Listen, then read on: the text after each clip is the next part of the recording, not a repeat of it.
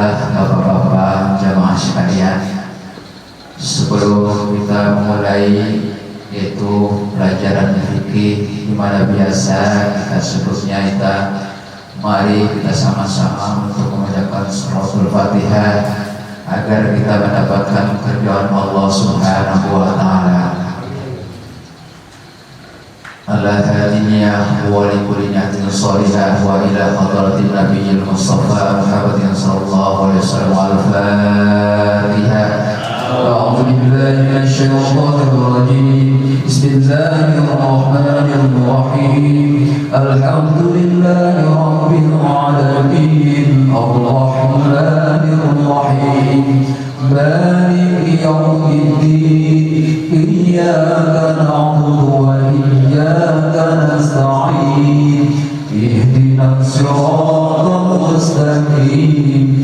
Siratal ladzina an'amta 'alaihim ghairil maghdubi 'alaihim waladdallin. Terima kasih.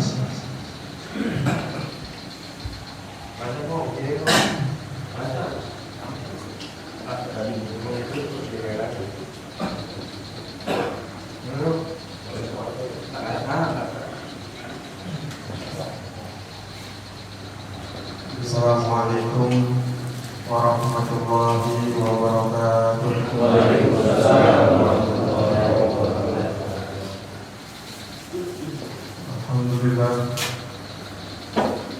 Alhamdulillah rabbil alamin. Bihi nasta'inu ala umuri dunya waddin.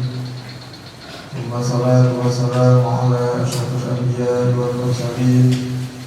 Habibina wa syafi'ina wa qurrati a'yunina Sayyidina Muhammadin sallallahu alaihi wasallam wa ala alihi wa ashabihi wa man tabi'ahum bi ihsanin ila yaumiddin, amma ba'd. Rabbi ishrah li sadri wa yassir li amri wahlul 'uqdatam min lisani yafqahu qawli. Rabbi yassir wa la tu'assir wa tammim lana minka bil khair wa ya khairan nasirin bi rahmatika ya arhamar rahimin. Alhamdulillah, jamaah taklim yang dimuliakan oleh Allah Subhanahu wa taala. Bersyukur lagi kita kepada Allah karena Allah Subhanahu wa taala masih menggunakan kita untuk perkara agama, yaitu Allah masih menuntut kita, memberi taufik kepada kita untuk datang ke dalam majelis ilmu, yang mana dengan ilmu kita bisa paham mana perintah Allah, mana larangan-larangan Allah. Ilmu yang manfaat adalah ilmu yang bisa menambah seseorang itu lebih dekat kepada Allah. Ilmu yang manfaat. Tapi ilmu yang tidak manfaat, bertambah ilmunya tetapi bertambah jauh dia kepada Allah. Kita berdoa, satu doa ini adalah kita meminta supaya ilmu yang Allah Subhanahu wa taala berikan kepada kita ini menjadi ilmu yang manfaat di dunia dan akhirat.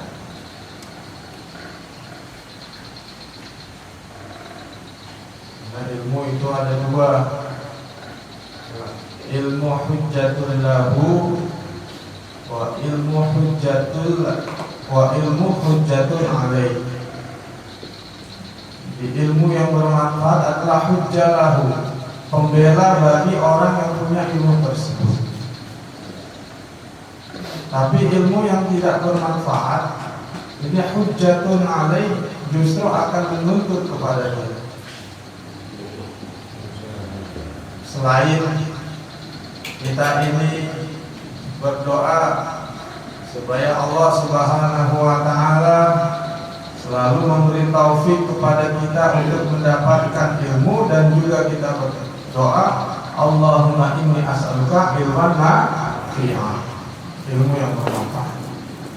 Kemarin kita sudah menjelaskan tentang urutan-urutan keafdolan air yang ada di alam semesta ini. Di air semua ini ada punya tingkatan-tingkatan dari segi keafdolan. Air yang paling tinggi adalah air yang keluar dari celah-celah jari Rasulullah Shallallahu Alaihi Wasallam. Ada hubungannya langsung dengan Rasul. Nah, ini kita pada pertemuan kali ini akan membahas aqsamul miyah min haitsul hukmi, pembagian air ditinjau dari segi hukum penggunaan. Di sini ada 5. Pertama adalah air al-awwal at-tahir fi nafsihi al-mutahhir li ghairihi. Ini air yang pertama, yaitu suci dan juga mensucikan. Suci dan mensucikan. Ini beda. Lafaz tahir dengan mutahhir ini maknanya beda. Kalau suci itu hukum zatnya air suci, bukan najis. Kalau mutahhir mensucikan itu hukum fungsi air. Ini bisa mensucikan, bisa digunakan untuk menghilangkan najis, bisa digunakan untuk menghilangkan hadas, berwudu, mandi dan sebagainya. Jadi jenis air pertama itu suci plus mensucikan. Dan juga ghairu makruhin, jenis air yang pertama ini sifatnya 3. Suci, mensucikan, ghairu makruh, tidak makruh untuk digunakan. Karena nanti ada air suci juga, mensucikan juga, tetapi dia makruh untuk digunakan. Kalau air yang pertama suci, mensucikan, tetapi tidak ada kemakruhan dalam menggunakannya. Air apa itu? Yaitu al-ma'ul mutlak, air mutlak. Apa sih air mutlak itu? Yang namanya mutlak ya mutlak, belum ada batasannya, belum ada terikat kepada sesuatu. Berbeda lawannya mutlak itu muqayyad. Mutlak hitam lawannya putih, siang lawannya malam. Lawannya mutlak ini adalah muqayyad. Apa muqayyad? Sudah terikat dengan sesuatu. Seperti contoh air kopi, berarti airnya sudah ada ikatan dengan kopi. Kadang-kadang kalau air itu sudah ada ikatan, lebih dominan dari ikatannya daripada airnya. Berbeda dengan air mutlak. Jadi namanya air, disebutnya air. Ini apa? Air putih. Tapi kalau sudah ada ikatannya, kadang-kadang ini lebih dominan ikatannya daripada air. Contoh, biasa kita kalau ke warung, warteg, ini minta, Bu, pesan kopi susu. Yang herannya itu pembeli ngomongnya kopi susu, tapi warteg itu paham dikasih air. Nggak disebutkan airnya, justru disebutkan ikatannya, yaitu kopi dan susu. Menunjukkan apa? Kemutlakan air ini sudah hilang. Orang ngomong kopi susu dikasih itu. Nggak perlu ngomong, Bu, air tambah kopi susu, enggak. Ini menunjukkan apa? Airnya sudah kalah. Kemutlakan airnya sudah kalah. Kemutlakannya hilang, maka air tidak bisa digunakan. Tapi jenis yang pertama ini air mutlak, masih memang namanya air, nggak ada ikatannya. Air hangat, air tawar, air gunung, air hujan, nama airnya itu nggak bisa hilang. Nih, maksudnya air mutlak, belum ada muqayyad, belum ada qayyid dengan ikatan dengan sesuatu. Jadi masih mutlak. Nah, air yang seperti inilah yang bisa digunakan untuk berwudu. Kemudian jenis air yang kedua yaitu wasani thahirun mutahhir makruhun. Suci, mensucikan, tetapi makruh digunakan. Kalau yang pertama tadi suci, mensucikan, ghairu makruh, tidak ada kemakruhan. Wudunya sah tanpa kemakruhan. Tapi jenis air yang kedua ini suci, mensucikan, wudunya sah apabila digunakan, mandinya sah apabila digunakan, tetapi sahnya beserta dengan kemakruhan. Air apa itu? Yaitu al-ma'ul musammas, air musammas. Jadi air musammas, apa sih kata-kata musammas ini? Berasal dari kata syamsun. Syamsun itu air, syamsun maknanya adalah matahari. Maka makna musammas ini segornya bentuknya adalah isim maf'ul. Jadi yang terkena pekerjaan. Air musammas, air yang dipanaskan dengan sinar matahari. Air musammas. Air musammas ini menurut Imam Syafi'i rahmatullah alaih ini dimakruhkan untuk menggunakannya karena air musammas ini menimbulkan doror, menimbulkan bahaya apabila digunakan secara terus-menerus akan menimbulkan penyakit baros, penyakit kulit.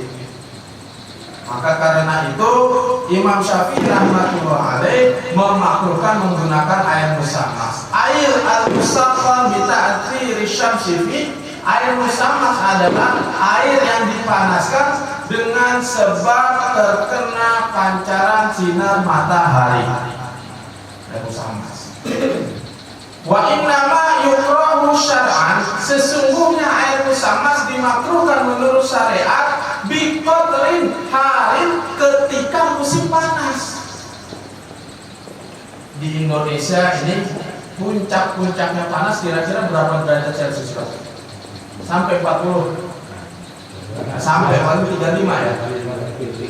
35, 36. Kalau di India, di Pakistan puncak musim panas itu 45, 47 sampai bahkan 50 kemarin.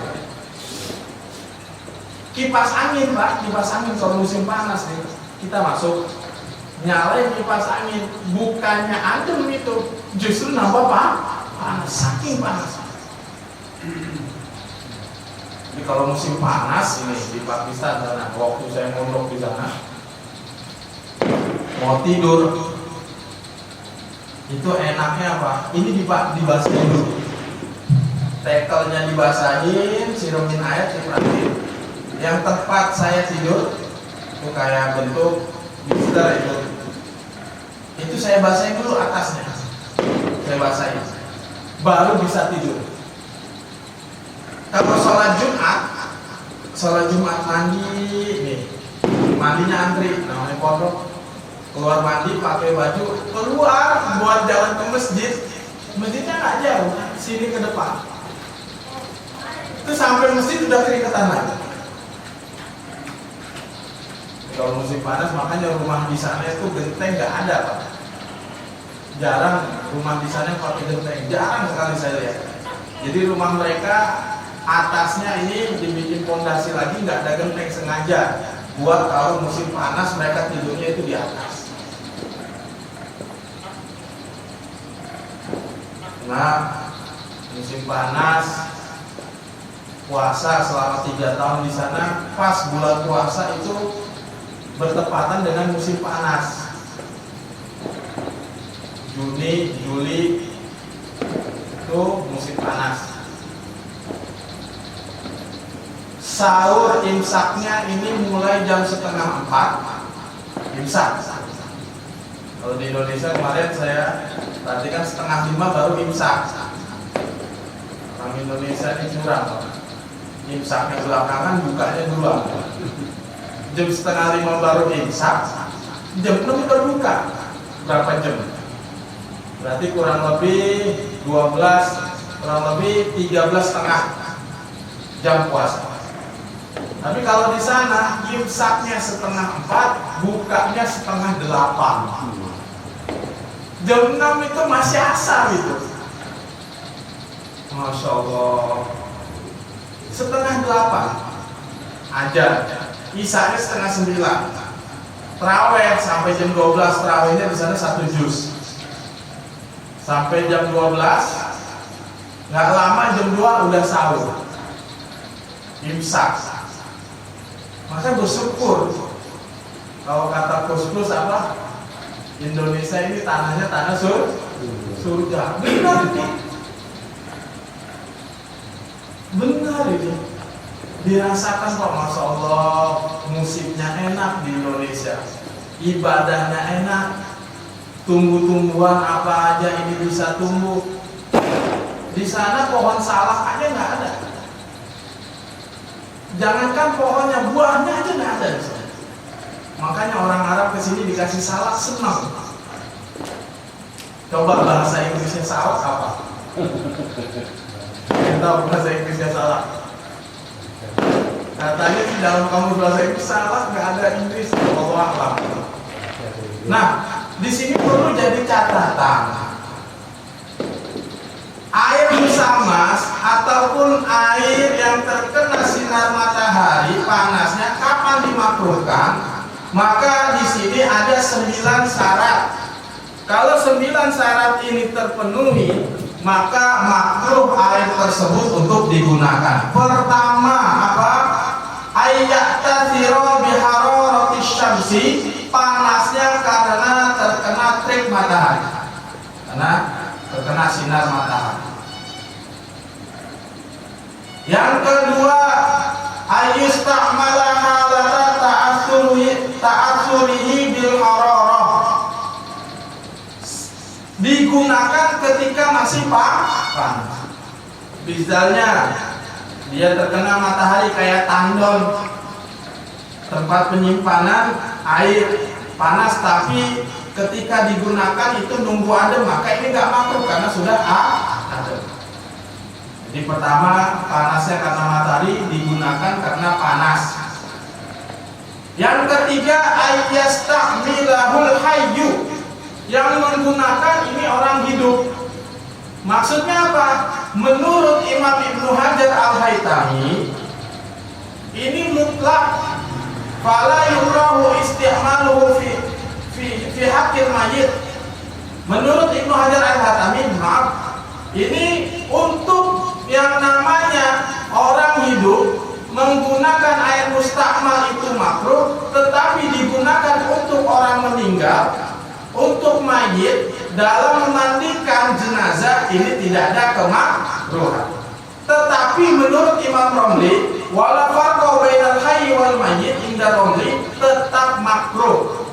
Jadi kalau menurut Syihabuddin Ar-Romli ini, baik air musamas digunakan untuk wudhu bagi orang hidup, untuk mandi bagi orang hidup, ataupun digunakan untuk memandikan jenazah bagi orang yang sudah mati, tetap hukumnya masih makruh.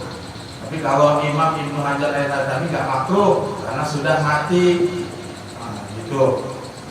Bahkan kalau menurut Imam Nawawi rahmatullah alaih, mutlak nggak ada kemakruhan. Kalau Imam Syihabuddin Ar-Romli itu mutlak memakruhkan, Imam Nawawi tidak memakruhkan. Kalau Ibnu Hajar Al-Haytami dilihat yang menggunakan orang mati atau orang hidup. Yang keempat, ayyakuna fi ina'in mutabah kal hadid wal nuhas wal rasus ila dhahab wal fiddah. Tempat penampungan airnya terbuat dari benda-benda yang dicetak. Maksudnya benda dicetak ini tidak dibuatnya dengan dipaku, digergaji dan sebagainya seperti seng, besi dan sebagainya. Dicetak, ada cetakannya. Kalau zaman dulu ini untuk mencetak pakai api. Ta'asurnya, pembentukannya ini pakai api. Maksudnya di sini adalah bahan-bahan tambang, kecuali emas dan perak. Kenapa? Kalau kayu, walaupun dia terkena sinar matahari, plastik dia terkena sinar matahari, ini tidak mendatangkan doror. Tapi kalau besi, ini campuran-campuran ataupun bahan kimia yang terdapat di dalam besi akan bercampur dengan air sebab kepanasan dengan panasnya sinar matahari, dan campuran itulah yang membuat kulit itu akan mendapatkan penyakit. Makanya di sini Imam Syafi'i rahmatullah alaih mengatakan la ukrihul ma'al musammas. Saya tidak memakruhkan air musammas illa min jihati tib, kecuali dari segi ilmu kedokteran. Karena apa? Dalil yang memakruhkan air musammas ini hadisnya dhaif. Tidak bisa digunakan dalam menentukan hukum. Karena yang bisa digunakan untuk menentukan hukum adalah hadis sahih. Kalau hadisnya dhaif bisa hanya digunakan untuk fadhail. Maka Imam Syafi'i dalam memakruhkan air musammas bukan melihat dari segi dalil, tetapi la darara wa la dirara, tidak ada perkara yang membahayakan untuk ibadah. Karena air musammas itu membahayakan, akhirnya dimakruhkan. Makanya Imam Nawawi rahmatullah alaih ini mengatakan mutlak, karena pada dalam segi dalil tidak ada yang memakruhkan untuk menggunakan air musammas. Yang kelima, ayakuna fi waqtil har, adanya sinar matahari tersebut ketika musim panas. Di Indonesia ini paling musim panasnya 35 derajat, 36 nggak sampai 40. Mungkin jarang kali dari Kalimantan atau sebagainya yang agak atas. Di Jakarta ini jarang. Itu kalau di daerah-daerah seperti Indonesia ini bentuk gambaran air musammas hampir tidak ada. Jarang, kecuali hanya waktu-waktu tertentu saja. Karena di sini menurut Syekh Nawawi Al-Bartani, beliau mengatakan wujudnya air musammas itu hanya seperti di negeri Hijaz, yaitu yang ada musim panasnya sampai tingkatan melebihi tadi 45 derajat Celcius dan sebagainya. Yang repot Pak, kalau di India, Pakistan ini listrik itu nggak ada. Nggak seperti di Indonesia 24 jam listrik ada. Makanya kalau di sana itu orang-orang yang dia lebih hartanya itu setiap rumah punya genset. Perumahan-perumahan yang besar-besar itu pasti di rumahnya, di sampingnya, kalau nggak di depannya itu ada genset. Karena di sana itu 1 jam ada listrik, 1 jam tidak ada listrik. Kadang-kadang 1 jam ada listrik, 2 jam itu nggak ada listrik. Nah, kalau musim panas di sana enaknya, nikmatnya tidur itu ba'da subuh itu. Rasulullah SAW melarang tidur tidur subuh itu memang berat. Ada pepatah orang Mesir ini, ada ulama Mesir, kalau musim panas kebiasaan orang Mesir ini Pak, itu tidur habis subuh, bangunnya itu jam 11, rutinitas buka toko dan sebagainya ini jam 11. Ulama Mesir itu mengatakan seandainya Mesir ini diserang ketika habis subuh, udah pasti Mesir itu hancur. Nah, tidur semua waktu itu. Waktu baca pendapat ulama ini saya belum paham, waktu itu masih di Indonesia. Pas saya ke sana, Pakistan yang ada negeri panas itu ada dulu bekas ibu kota Pakistan Karachi.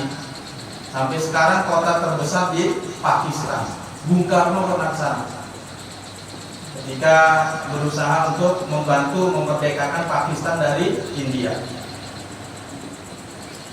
Di sana itu kalau musim panas justru rutinitas mereka seperti warung warteg ataupun anak-anak bermain dan sebagainya itu ramenya malam. Nggak ke kamar mungkin di sini, ramenya malam. Tapi kalau kita keluar habis subuh aja nyari warung itu susahnya Masya Allah.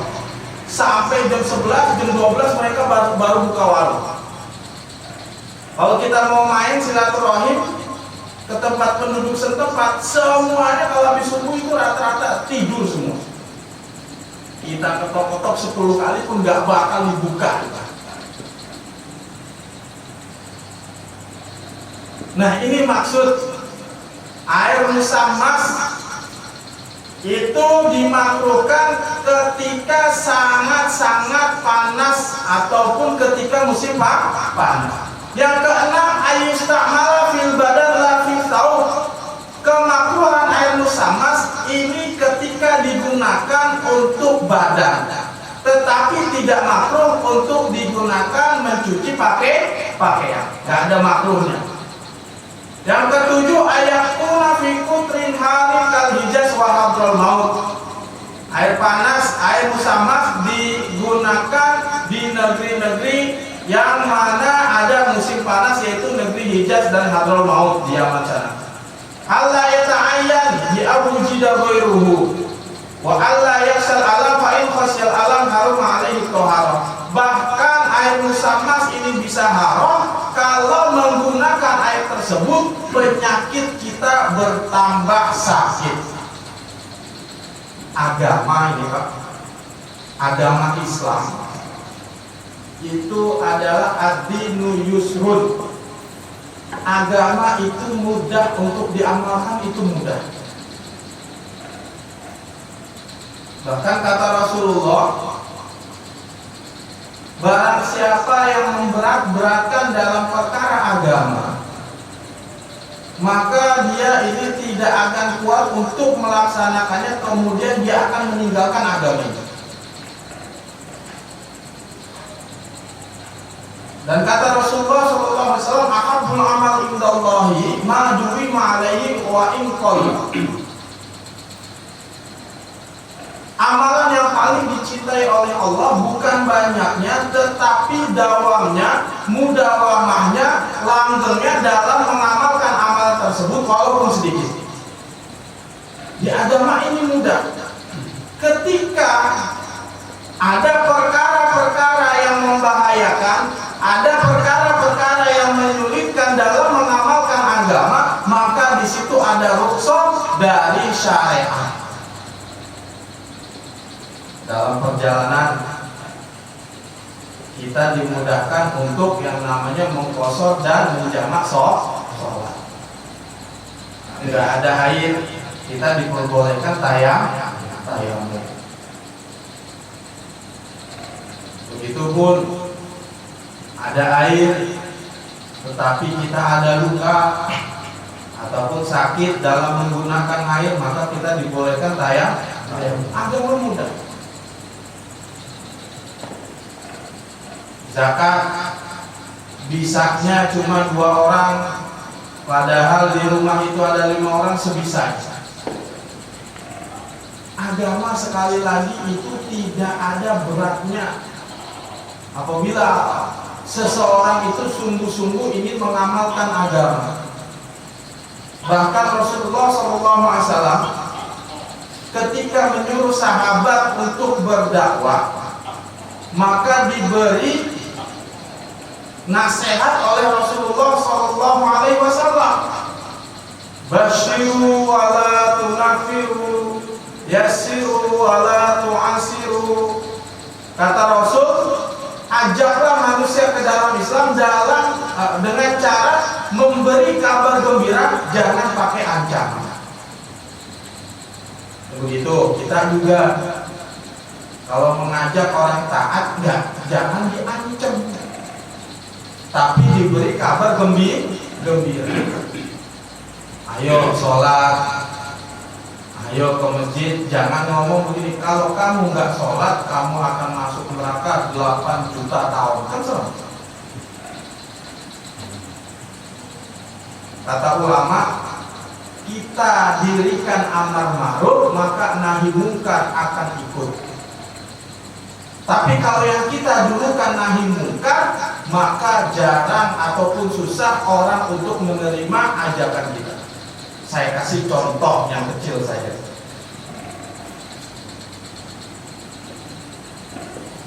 Misalnya di kampung sini ada tempat perjudian. Kemudian Bapak ini lebih mendahulukan nahi mungkar. Di situ ada kemungkaran harus kita berantas. Kalau dia nggak mau dibilangin, maka dengan kekerasan.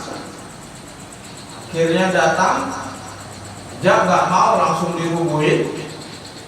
Nah, orang-orang yang ahli judi, yang ahli maksiat itu sakit hati. Karena mereka punya dana yang tadinya tempat judi itu 1, karena kesel bikin 10. Jadi bertambah. Tapi bedanya kalau kita dahulukan amar ma'ruf dengan lemah lembut, kita ajak kebaikan, kita deketin dari hati ke hati, kita ajak. Nah, mereka tertarik. Akhirnya apa? Dengan tangan mereka sendiri, itu tempat perjudian, tempat maksiat akan berubah menjadi tempat-tempat taat. Nah, ini banyak buktinya, Pak. Banyak buktinya. Saya pernah ketemu di Pakistan sana orang yang pernah ke Brazil dan Chili. Di sana, di Chili sana, kata dia ini, banyak gereja itu yang sudah berpindah fungsi, yang tadinya tempat ibadah orang Kristen berubah menjadi masjid. Salah satu sebabnya, selain ajakan orang-orang Islam membuat suasana Islam, di sana pajak untuk tempat peribadatan itu tinggi, khususnya tempat peribadatan mereka, gereja.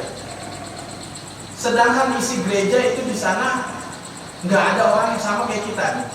Banyak orang muslimnya, masjid di mana-mana, musola di mana-mana, isinya nggak ada. Orang anak mudanya, orang sana pun banyak begitu.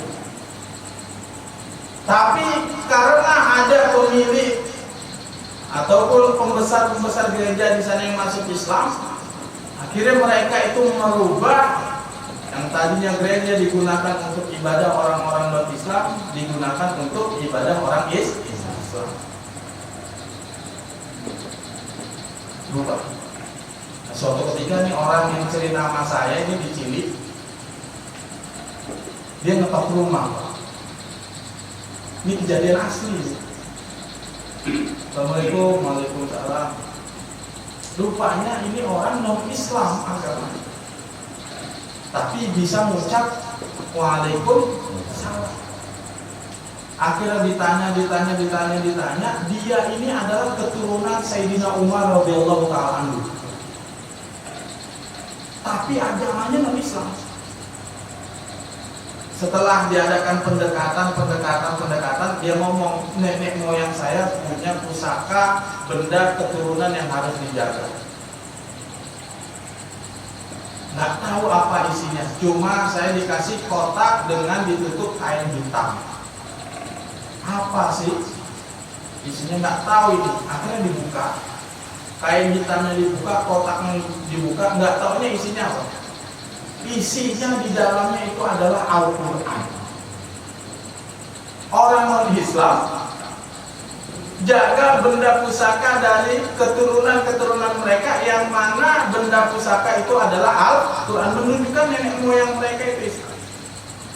Setelah diteliti adalah keturunan Sayyidina Umar bin Khattab radhiyallahu ta'ala anhu.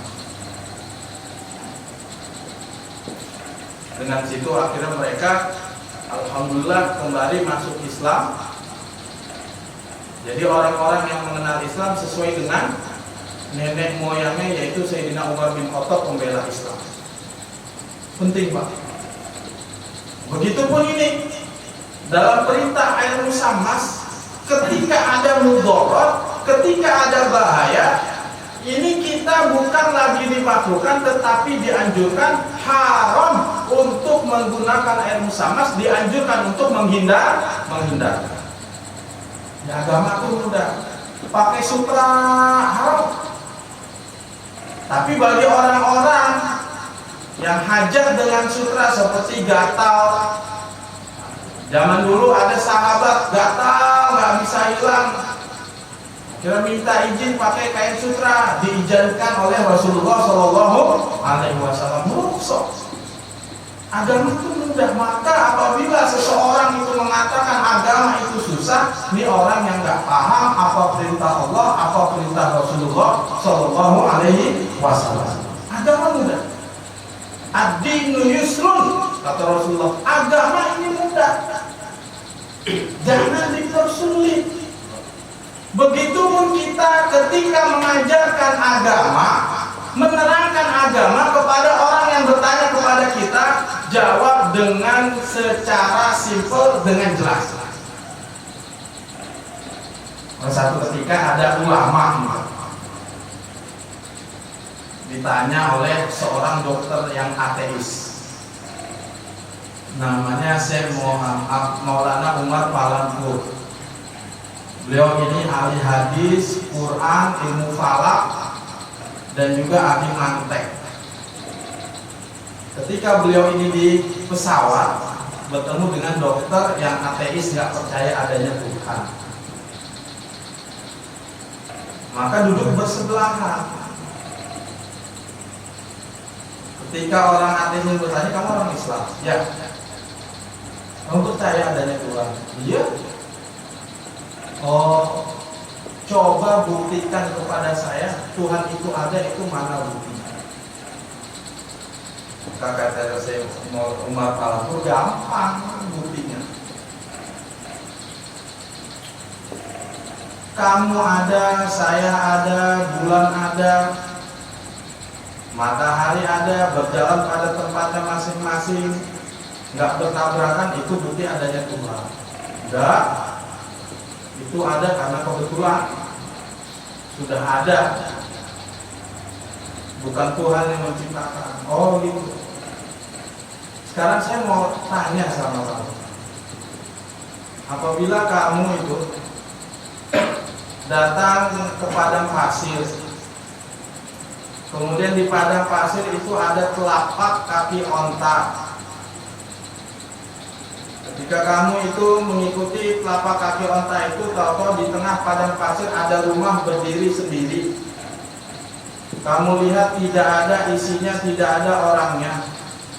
Maka apakah kamu bilang itu rumah itu berdiri sendiri dan telapak onta itu terbentuk dengan sendirinya? Pada bilang enggak. Kalau ada telapak onta berarti ada onta yang berjalan. Kalau ada rumah berarti ada rumah yang mendirikan. Loh, kalau telapak onta saja nggak bisa nyeklak sendiri, bagaimana matahari ada dengan sendirinya? Kalau rumah saja nggak bisa berdiri sendiri, bagaimana ini alam semesta tertata dengan sempurna dengan sendirinya? Jawabannya simpel, tapi bisa memahamkan orang. Akhirnya apa? Yang tadinya naik pesawat dalam keadaan ateis, tidak yakin terhadap Tuhan, ketika turun dari pesawat sudah menjadi orang yang beriman kepada Allah. Menyampaikan, melihat, buat agama itu mudah, agama itu indah. Jangan memberat-beratkan. Bentuk air yang ketiga yaitu air tahir mutahhir, tahir ghairu mutahhir, yaitu air suci tetapi tidak bisa digunakan untuk bersuci. Air bentuk ini yaitu terbagi menjadi dua macam. Air suci tetapi tidak mensucikan ini ada dua macamnya. Yang pertama adalah air mutaghayyir. Apa air mutaghayyir? Yaitu air yang telah berubah salah satu sifatnya, bau, rasa, warnanya, yang disebabkan perubahannya oleh benda suci.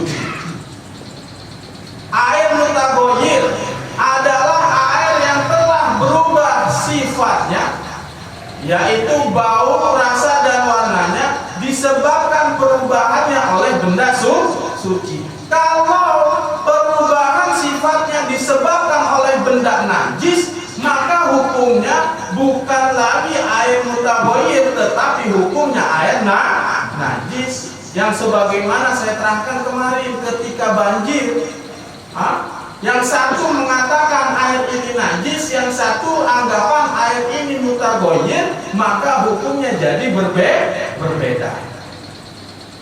Adzon, mahalul fikih adalah dzoniyah, tergantung keyakinan kita disebabkan ilat ataupun syawahid yang ada di sekitar kita.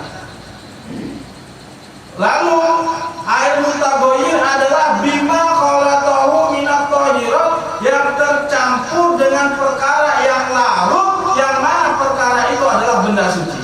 Kalau perkaranya larut maka mutaghayyir. Kopi larut ikut. Teh, ini teh Pak.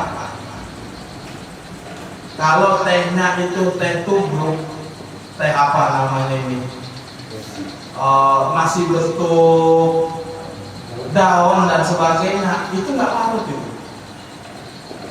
Coba Bapak ambil teh tubruk, tapi dengan syarat airnya nggak panas. Bapak taruh di di air, itu nggak larut itu. Air tidak berubah sifatnya, nggak berubah warnanya. Karena di sini ada bentuk air yang tercampur dengan benda suci tetapi tidak larut, yaitu air mujawir. Air mujawir ini adalah air yang tercampur dengan benda suci tetapi bendanya tidak larut dengan air. Maka air yang seperti ini masih bisa digunakan untuk bersuci. Kemarin makanya saya katakan seperti contohnya adalah air bercampur dengan minyak. Itu contoh air mujawir. Apa itu air mujawir? Huwa alladzi yumkinu fasluhu 'anil ma', yang bisa dipisahkan antara air dan benda suci tersebut. Kalau contoh di dalam kitab ini justru contohnya adalah syai. Syai itu salah satu contoh daripada air mujawir adalah teh. Maka ketika saya menerangkan ini di rumah, saya bilang coba ambil teh. Karena biasanya teh itu larut. Kata jamaah, ada tak teh yang nggak larut? Yaitu teh tubruk yang teh masih bentuk daun, coba ambil. Kalau airnya ini nggak panas, dia nggak larut. Diambil sama jamaah, dimasukkan ke teh, memang tidak berubah. Di ulama ini dalam menentukan hukum ini sudah ada penelitian. Nggak sembarangan dalam meneliti hukum. Contoh Imam Syafi'i rahmatullah alaih, dengan istiqrohnya, dengan penelitiannya, bisa mendapat kesimpulan bahwa masa haid yang terendah ataupun masa haid yang paling minimal adalah 1 kali 24 jam, 1 hari 1 malam. Paling lamanya, paling maksimalnya 15 hari. Ini hasil istiqroh. Penelitian Imam Syafi'i bertanya kepada wanita-wanita Arab, mendapatkan kesimpulan seperti itu. Maka bagi orang-orang yang mengatakan harus kembali kepada Quran hadis, coba tanya Pak, dalilnya masa haid yang paling sedikit dalam Quran hadis ada apa enggak? Tanya dalilnya dalam Quran dan hadis itu masa maksimalnya orang haid itu ada apa enggak?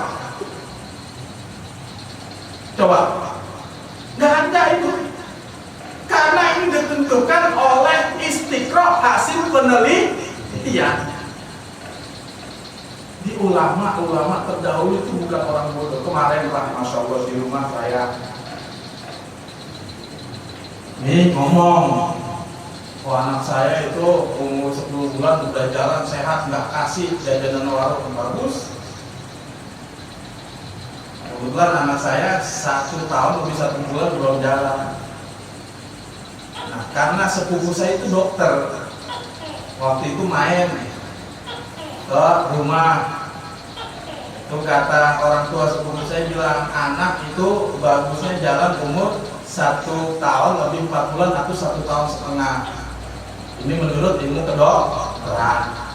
Oh iya saja. Maka ketika ngobrol kemarin saya sampaikan, menurut ilmu kedokteran adalah bagusnya ini anak jalan 1 tahun lebih 4 bulan atau 1 tahun setengah. Maka dia bilang apa? Emang dokter nggak mati ya Pak? Bagusnya ngikutin ulama. Loh, saya bilang ini bukan masalah mengikuti ulama atau tidak, tetapi fas'alu ahla dzikri in kuntum la ta'lamun, bertanya kepada ahlinya. Kalau sakit gigi ya ke dokter gigi. Dan ini salah satu bentuk ikhtiar. Nah, orang kadang-kadang seperti itu. Bahkan Imam Syafi'i rahmatullah alaih dalam menentukan air musammas dimakruhkan atau tidak tadi ditinjau dari segi ilmu kedokteran. Orang kadang-kadang kalau sudah fanatik, kalau sudah dekat, dia punya yang namanya kepahaman seperti ini, repotnya tidak mau menerima pendapat-pendapat yang lain. Begitupun orang mengatakan kembali Quran hadis, betul, tetapi yang dikehendaki salah. Karena dengan ngomong seperti itu dia sama dengan berbicara begini, kalau bukan mengikuti saya berarti salah. Di tempat saya kemarin ada yang mengatakan, Pak, anjing itu halal. Coba. Cuma ngomongnya nggak sama saya. Ada orang laporan kepada saya, dia berbicara ngomong seperti itu. Nah, ditanya sama teman saya, kenapa anjing halal? Kenapa anjing tidak najis? Alasannya apa?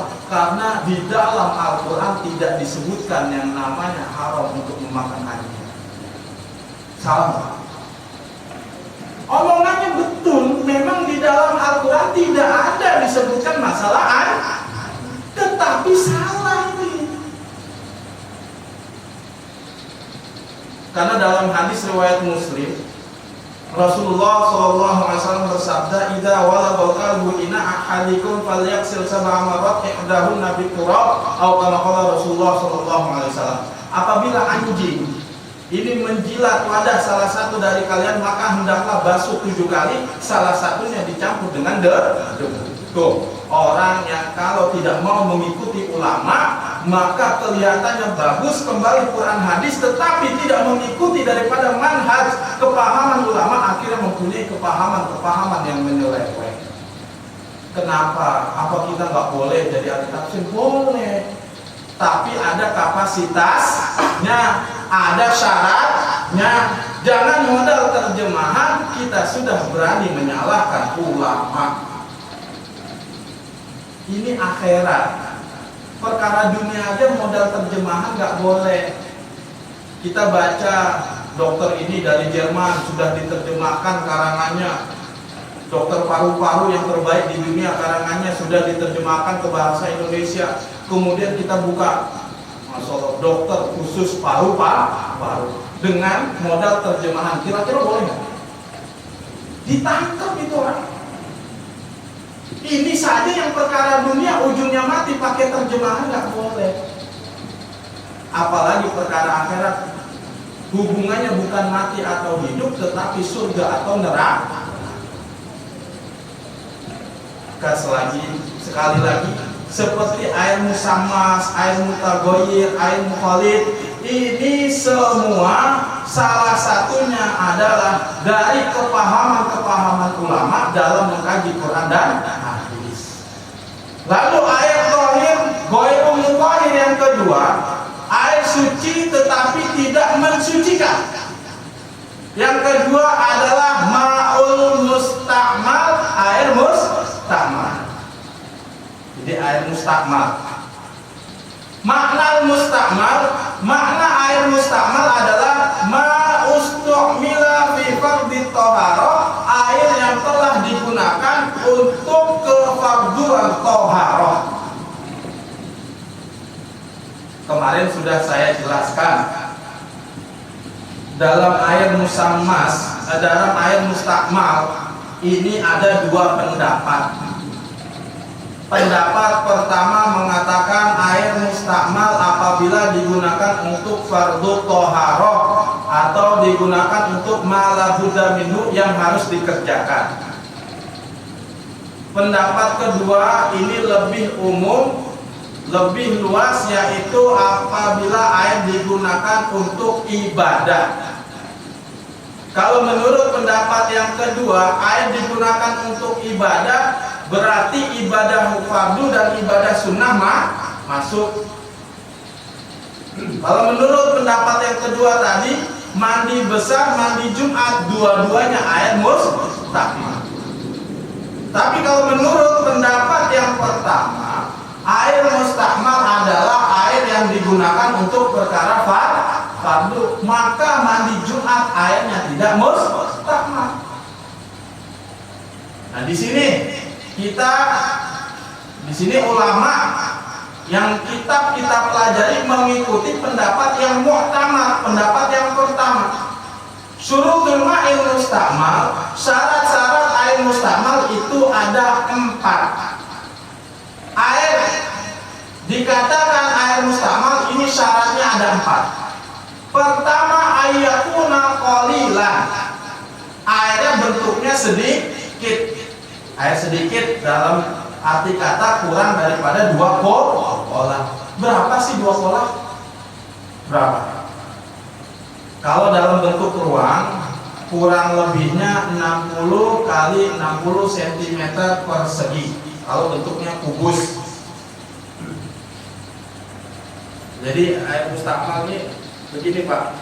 Hukum kalau orang Arab dulu ini 1 zero ini sampai dari ujung tangan ke sikut orang yang mu'tadil, yang umumnya nggak terlalu tinggi, nggak terlalu pendek.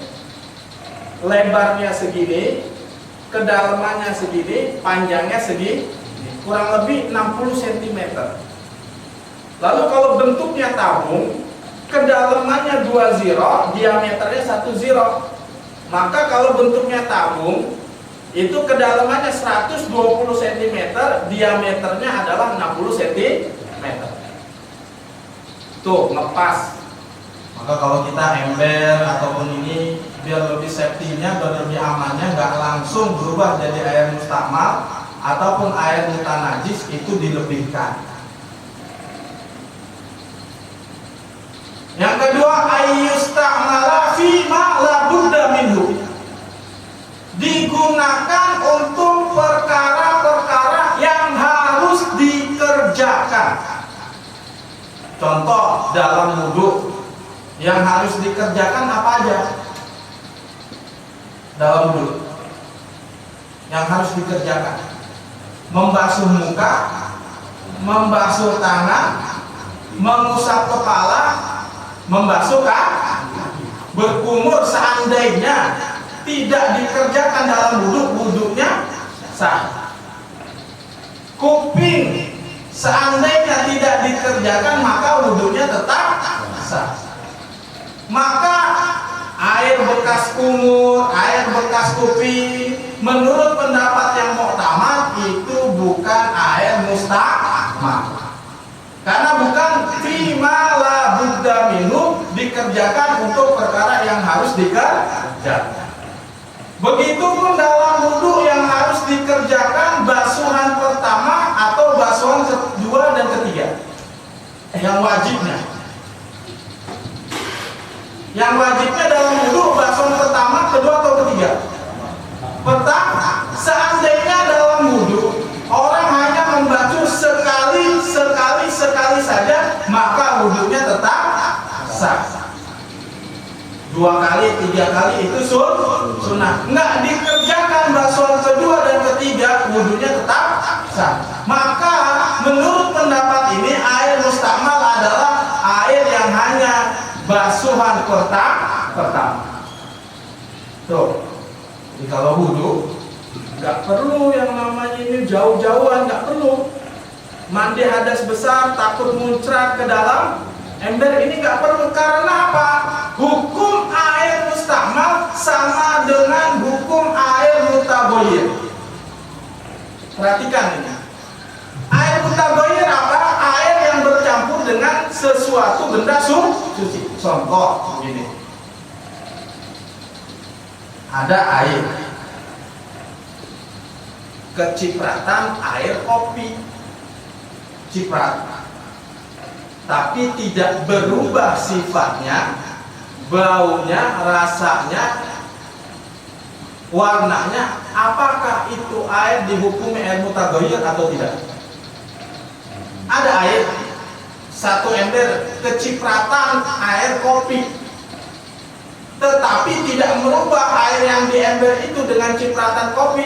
Rasanya tetap, warnanya tetap, baunya tetap rasa, bau, warna air. Apakah air itu masih digunakan untuk bersuci, sah atau tidak? Karena tidak berubah. Begitupun air mustakmal sama dengan air mutagoyir. Jadi dilihat cipratan air mustakmal yang masuk ke dalam ember, cipratan air mustakmal yang masuk ke dalam air yang mutlak, itu lebih banyak cipratannya apa lebih banyak air yang mutlak? Karena menurut Imam Nawawi dan ulama-ulama Syafi'iyah, air mustakmal sama dengan air mutagoyir. Maka kita mandi, nggak perlu ngejauhin diri dari ember. Udah ngontrak, kontrakannya sempit, airnya susah, mandinya susah lagi. Mandi muncrat itu tetap air yang di dalam ember ini suci, mensucikan, selagi muncratan air yang mustakmal tadi tidak lebih banyak daripada air yang ada di dalam ember. Karena apa? Tuh, air mustakmal sama seperti air kopi, sama seperti air teh. Seandainya air teh masuk ke dalam air tersebut dengan bilangan sama muncratan air mustakmal, seandainya tidak berubah, maka tidak masalah. Sebagaimana kemarin yang ditanyakan sama Pak Ustadz, itu seandainya mandi, dicelup lagi, ini dia air mustakmal sama dengan air mutagoyir. Gitu. Yang ketiga, air fasila anil abwi. Air mustakmal dikatakan air mustakmal kalau sudah berpisah dari tubuh yang dibasuh, sudah pisah, baru itu dikatakan air mustakmal. Tapi kalau baru di sini kemudian diratakan, maka ini tidak dikatakan bersuci dengan air mustakmal karena masih menempel pada anggota tubuh. Yang keempat, al-layakul iktiraf. Tapi menurut Imam Ghazali ini nggak harus. Apa itu iktiraf? Niat tangan jadi gayung. Contoh begini, kita wudhu nggak ada pancoran kalau di Jawa ini. Adanya itu sumur sama timba. Mau ember nggak ada, gayung nggak ada. Ini kan timba kurang daripada 2 kolam. Bagaimana hukumnya kalau kita wudhu langsung mencemplungkan air ke dalam timba? Maka hukumnya sah, airnya tidak mustakmal dengan syarat ini, dengan syarat ketika kita ingin membasuh tangan, sebelum mencemplungkan air ke dalam ember, niat tangan sebagai pengganti gayung, ataupun niat mengambil air bukan untuk basuhan, tetapi untuk memindah air dari gayung ke tangan. Kenapa? Ketika membasuh tangan, diharuskan niat iktiraf, niat sebagai pengganti gayung, sebagai alat. Tetapi dalam membasuh yang lain kok tidak diperintahkan untuk niat iktiraf. Karena kalau kita membasuh tangan tidak niat iktiraf, ini air langsung otomatis menjadi mustakmal, bersentuhan dengan tangan. Berbeda kalau ingin membasuh muka, langsung diambil. Ini mencemplungkan tangan bukan untuk membasuh, tapi untuk mengambil air untuk dibasuhkan ke muka, bukan untuk menghilangkan hadas haid. Maka tidak perlu niat iktiraf. Tapi kalau untuk membasuh tangan, diniatkan tangan ketika mencemplungkan ke dalam air untuk pengganti gayung. Karena kalau tidak langsung bersentuhan dengan yang berhadas. Ini paham ini? Cuma kalau kata Syekh Syekh Hasan bin Ahmad bin Muhammad Salim Al-Ghof katanya nggak usah repot-repot. Kalau Bapak Buyang menurut Imam Ghazali nggak niat pun nggak apa-apa katanya.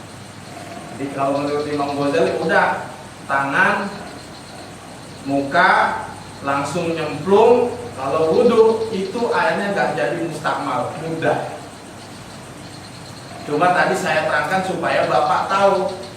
Kebanyakan ulama itu mengharuskan kalau kita wudhu tidak pada tempat yang dua kolah, maka ketika ingin membasuh tangan, niat tangan sebagai alat, sebagai gayung.